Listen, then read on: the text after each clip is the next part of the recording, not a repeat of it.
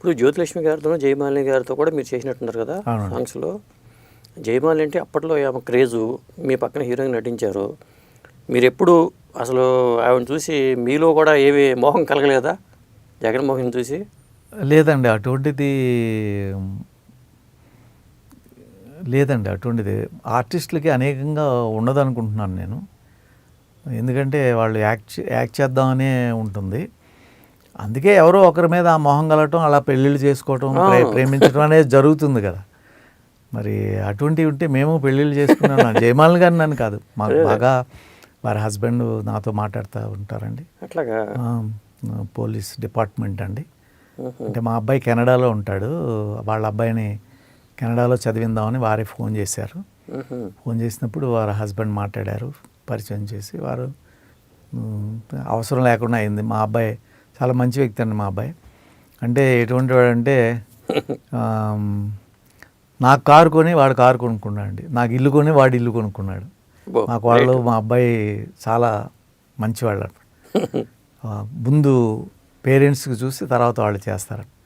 So మాకు కెనడాలో మంచిగా 2 ఇళ్ళు, పెద్ద ప్యాలెస్లో, ఒక గార్డెన్, ఒక 10 ఎకరాల గార్డెన్. అబ్బాయి మీరు సాధించలేదు, మీ అబ్బాయి సాధించినట్టున్నారు ఆయన ఫైనాన్షియల్ పరంగా. ఆయన సినిమాల్లోకి వస్తానంటే ఆయన 6'2" ఉంటాడండి హైట్, పెద్ద బాడీ, చాలా స్ట్రాంగ్ బాడీ, 6'2" హైట్ అంటే పెద్ద డాన్సరు, మంచి ఆర్టిస్టు. నేను కాదు, వాడు మంచి ఆర్టిస్ట్ అండి. కాకపోతే ఏంటంటే నేను చెప్పాను కదా, అదే బిహేవియర్ ఎలా ఉంటుందో యంగ్స్టరు, తర్వాత లక్ ఎలా ఉంటుందో, కృషి చేశాడు కానీ లక్ ఎలా ఉంటుందో. నేను పెద్దగా ఆర్థిక పరంగా పైకి రాలేకపోయాం, హ్యాపీగా లేకపోయాం. మీరు ఇన్ని సినిమాలు చేసి ఆర్థికంగా పైకి తక్కువ ఇచ్చేవారు కదా, అమౌంట్ తక్కువ ఇచ్చేవారు. మాకు 4,000 వస్తే 10,000 ఖర్చు పెట్టేవాళ్ళు, ఖర్చు ఎక్కువ. అందరూ మేము ఖర్చు పెట్టినంత. రాజు అనే వాళ్ళకి కొద్దిగా బోళతనం ఎక్కువ ఉంటుందండి. నేనండి ఇష్టానికి ఖర్చు పెట్టడం ఉంటుందండి. ఏదో వచ్చేస్తుంది అనుకుని ఎప్పుడు ఇలాగే ఉంటుందని, అలా ఉండకపోయేసరికి దెబ్బతింటాం. ఇప్పుడు నాగయ్య గారిని చూసి, ఇట్లాంటి వాళ్ళని చూసి మీరు నేర్చుకోలేదా? లేదండి, మనకి అయిన తర్వాతే మనం నేర్చుకోవటం జరిగింది. క్షౌరం అయితే కానీ ఇప్పుడు కూడా ఇంట్లో అంటూ ఉంటానండి. ఏంటి అంటే, క్షౌరం అయ్యాక వివరం వచ్చింది నాకండి, పోనండి ఇప్పటికైనా వచ్చింది అంటూ ఉంటాను. ఏంటి సార్, మీరు లవ్ మ్యారేజా? లేదు, మా విలేజ్, మా రిలేటివ్స్ అని. అట్లా నీళ్ళైనాడికి మాకు పాప, నీళ్ళైనాడిది రిలీజ్కి నాకు నా డాటర్ పుట్టింది. సినిమా ఫీల్డ్కి వెళ్ళే ముందే నాకు మ్యారేజ్ అయింది, 19th ఇయర్లోనే మా విలేజ్లోనే. అంటే అప్పటికే అయిపోయింది మ్యారేజ్ మీకు?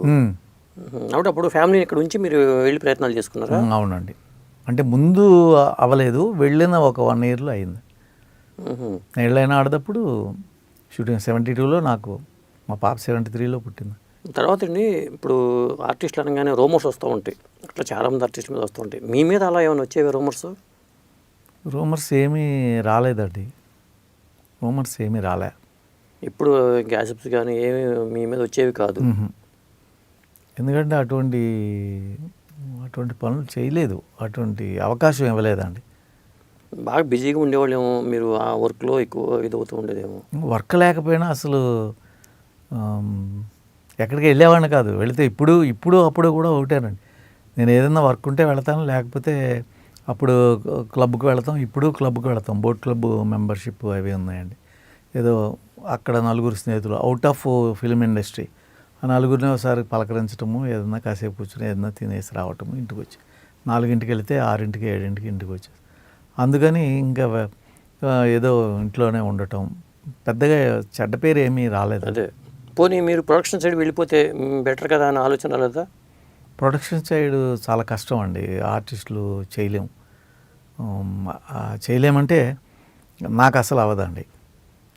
బ్యాక్గ్రౌండ్ ఉండాలి కదా, బ్యాక్గ్రౌండ్ ఉండాలంటే మనకి స్నేహాలు ఉండాలి. స్నేహాలు ఉండి ఇటు డిస్ట్రిబ్యూటర్స్ అవనివ్వండి, అట్లాగే ఇక్కడ ఆర్టిస్టులు అవనివ్వండి, ఇవన్నీ లేవు కదా. నాకు బ్యాక్గ్రౌండ్ లేదు, డిస్ట్రిబ్యూటర్స్ స్నేహితులు లేరు, ఎవరో సినిమాలు రిలీజ్ చేసేవారో తెలియదు, తీసే ప్రొడ్యూసర్స్ తప్ప.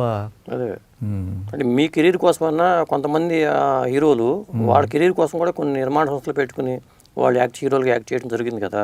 అంటే నాకు లాంగ్ దీంట్లోనే ఉండాలి, మనకి ఎంతకాలం రాసి అసలు 93 అప్పుడే నాకు ఇంకా ఫిలిమ్స్ కానీ ఏవి ఉండవని అనిపించింది. అందుకే అప్పుడు హైదరాబాద్ రావడం జరిగిందండి. నారాయణరావు గారిని కలిస్తే వెంటనే ఈ బిజినెస్, సో బిజినెస్ మీద ఇంట్రెస్ట్ కొలితే అవి చేశారు. అప్పుడు 2-3 సినిమాలు పనిచేయమని నన్ను అడిగారు. దాసనారాయణరావు వారు తీసే సినిమాల్లో పనిచేయమని అడిగారండి.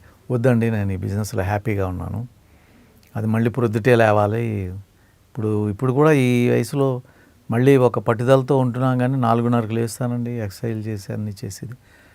9:30కి నేను 30 కిలోమీటర్స్ ఉంటుంది మా షూటింగ్ అక్కడ, ఈవీపీ అని చాలా దూరం. 9:30కి వదిలితే 10:30కి రూమ్కి వస్తానండి. రూమ్కి వచ్చాక మేకప్ తీసి స్నానం చేసి ఏదైనా తిని. రూమ్ అంటే వాళ్ళు ఏర్పాటు చేశారండి లేదా నేను మొదట కొన్ని రోజులు వారు ఇచ్చేవారండి, అది కూడా ఇష్టం లేక ఎప్పుడు ఉంటుందని చెప్పి ఒక రూమ్, పెద్ద రూమే, బాత్ అటాచ్డ్, ఏసీ అది పెట్టి ఒక హోటల్ రూమ్ లాగా నేనే తయారు చేశాను. ఓకే. అది ఎప్పుడు ఉంటుంది కదా, మళ్ళీ అపార్ట్మెంట్ అంటే పెద్దది అవుతుంది, అనవసరమైంది, ఎవరు ఉండం కదా. అందుకని మెస్సులు అవి ఉన్న చోట ఒక తెలిసిన మన తెలుగు వారు ఉంటే వారు ఇవ్వటం జరిగిందండి. దాన్ని తయారు చేసి నాకు కావలసిన విధంగా దాన్ని తయారు చేసుకున్నాను.